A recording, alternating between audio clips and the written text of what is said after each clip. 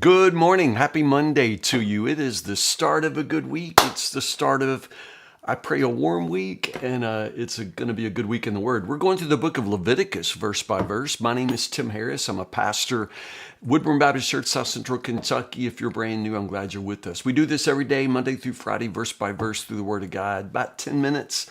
And glad you found us. Glad you're with us. Stay with us and stay in the Word. We're in Leviticus. I said that right. Leviticus chapter 7. We're going through the book of Leviticus, y'all. I've put this off my whole life. I put this off from the beginning of 10 with Tim because I thought nobody wants to read Leviticus. But here we are. And y'all, I'm not hating it. I like Leviticus. I think it's interesting. And I'm finding actually finding a whole lot of things in Leviticus that inspire me, that make me want to think, that make me think a lot about what it means to be a pastor. And I'm loving it. It's all about worship, and it's all about obedience.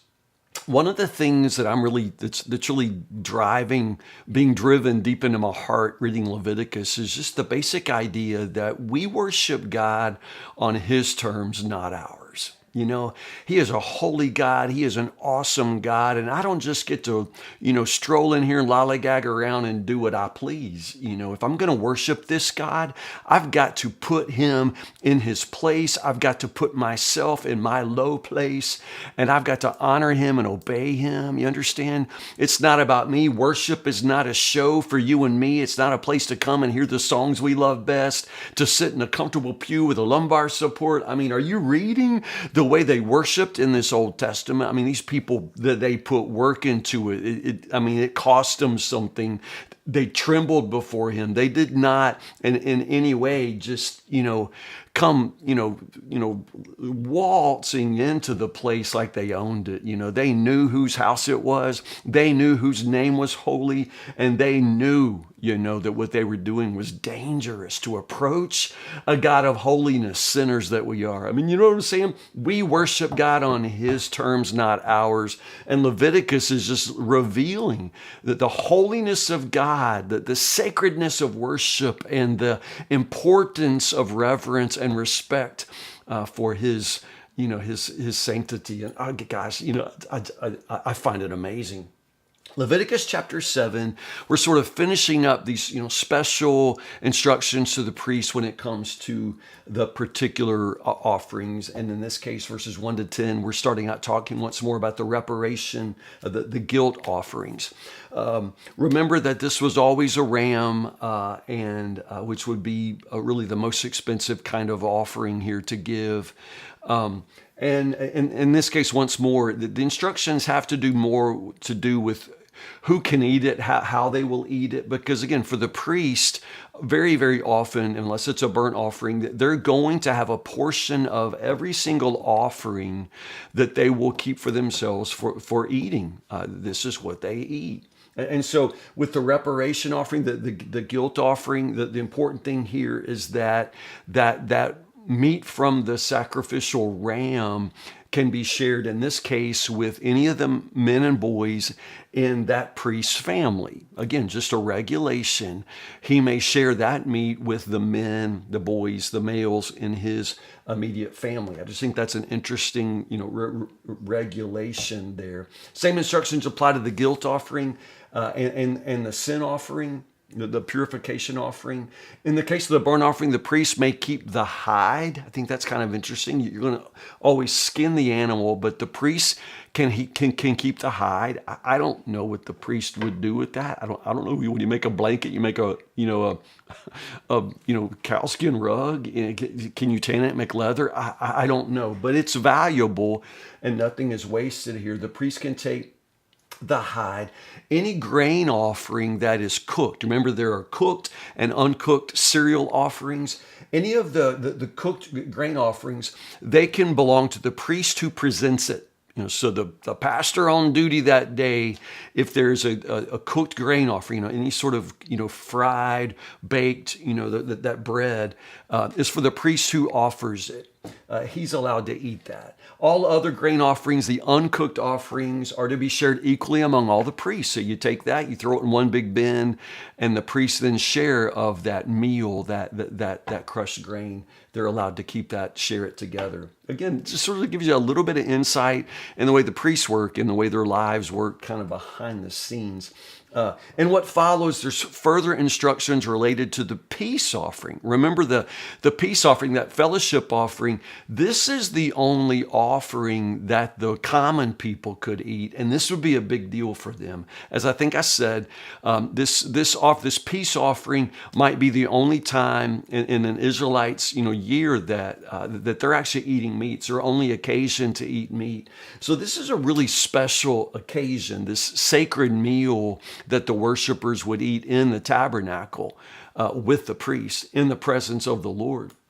And so these further instructions are regulating this sacred meal. Now, there are two kinds. This passage designates between two different kinds of peace offering.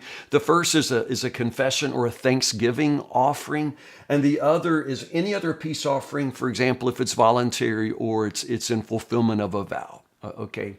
The regulation here has to do first off with the cereal offering that's going to be brought with it, the grain offering. It goes through all these different kinds of bread that you could make. Various breads made without yeast, thin cakes with olive oil, wafers spread with oil, cakes made of choice flour, with olive oil. Also bread made without yeast, bread made with yeast. And the implication here is not that, hey, you just pick your favorite kind of bread and you bring that. No, I believe what it's saying here is you're going to bring every kind of cereal offering here. And I believe this is given as a gift to the priest. And it all has to be eaten in one day or burnt. So the implication here is this big meal that you're going to eat in the tabernacle. You bring the cereal offering as a gift to the priest, and then all of this must be eaten together here in the Lord's presence. It must be eaten on one day. You can't bring along Tupperware and take the leftovers home. There's no such thing. If there's food left over, it is thrown back on the altar and given to God. It is an offering to Him. I think that's really interesting and really rather beautiful. Now, the second part here has to do with the other kinds of peace offerings, which would be fulfillment of a vow or just a voluntary offering. I think it's interesting in this case, you get the leftovers. You can have the leftovers. You can have the leftovers up to the second day. The third day is throw it out. My sister has this argument with my dad every single Sunday because she goes through his refrigerator and dad just keeps food forever. And my sister says, throw it out. This is bad. Dad's, what are you talking about? That's birthday cake. And Tracy's like, your birthday was January 13th. Throw it out. You know what I mean? You just can't keep it forever. We don't really know what the regulation here is about. It really could be simply that, the recognition that you just can't keep, and there's no refrigerator, y'all. You just can't keep meat, around for 3 days, sitting out, in the heat. I mean, you can't do that. It's not healthy. It's not safe to eat anymore. It may be more of a holiness regulation that if you're packing this, meat around in your purse for 3 days, it's most likely going to encounter something that is unclean. And this meat is dedicated to God. It is holy, so it can't come in contact with anything unholy. You see that? So that might be the reason for the regulation. But at any rate, you just can't carry this meat around with you for days on end and keep on, eating the leftovers. Meat that touches anything ceremonially unclean may not be eaten, and also anybody who is banned from worship, an unclean person, also cannot participate in these meals of sacred food. And I think that makes sense. The prohibition of eating either blood or fat is spelled out here in verses 22 to 27. Always, always, you don't eat the fat. If it's a sacrificial offering, even a peace offering, the fat still goes to the Lord. It's burnt. Nobody eats fat. You don't eat fat ever. Now, what about if it's an animal that dies of natural causes? You got this cow that just kills over in the field. You don't want to waste that. And in this case, there is permission to use that fat for all the purposes you need fat for. So they would use it, for example, you would burn fat in your oil lamp, for light.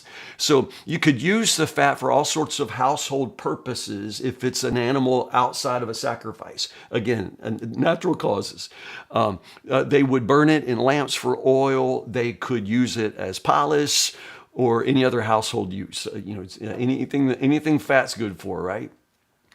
So that's the prohibition against fat. Blood itself was considered sacred. There's life in the blood according to the Old Testament framework, and also blood is for the remission of sins, and for that reason, blood is holy. And under no circumstances would you consume the blood. The implication here is meat that doesn't have the blood drained from it. You just don't. You don't eat blood out of respect for the life in it. Anyone who consumes blood will be cut off from the community. The last part of chapter 7 here relates to the portion of the animal that is reserved for the priest. If you read through the Old Testament, I think there's a little bit of flexibility here, in the sense that in certain times it seemed to be different parts of the animal, but at any rate, there are always portions that were reserved and given to the priest when it comes to those peace offerings. In this case, it's the breast and the right leg. I don't know if that's the hind quarter, if it's like the hip or the shoulder, but at any rate, this is set apart for the priest. You think, well, that's a pretty good deal, man. And those priests, they just get to live high, don't they? They get to eat all the time. And, well, remember, they had no portion in the promised land. They didn't get a division of land. And so they don't have animals of their own. They don't have what the rest of Israel has, which is an inheritance, in the land. And so for that reason, this is their portion. This is their inheritance. They get this set aside for them. And this is how they live, you guys. This is their life. They don't have land to make a living off of. This is their life. And so the implication is these guys who make worship possible, you take care of them. I'm not saying that so like y'all give me a raise, but you could bring me some meat. Some of you do, actually. If you kill a deer or something, if you bring me the backstrap, whatever. Anyway, I'm just saying that there is this obligation to care for those who are making the worshiping life of the congregation possible. Anyway, that's chapter 7. Let's do 2 chapters for tomorrow. Let's do chapters 8 and 9 for tomorrow. Leviticus chapter 8 and Leviticus chapter 9. Again, once more, we're talking here specifically about the life and ministry of the priests, and it's good stuff. I will see you in the morning, 10 o'clock, Lord willing, for 10 with Tim. Have a great Monday today. I love you. I appreciate so much this time with you and your friendship.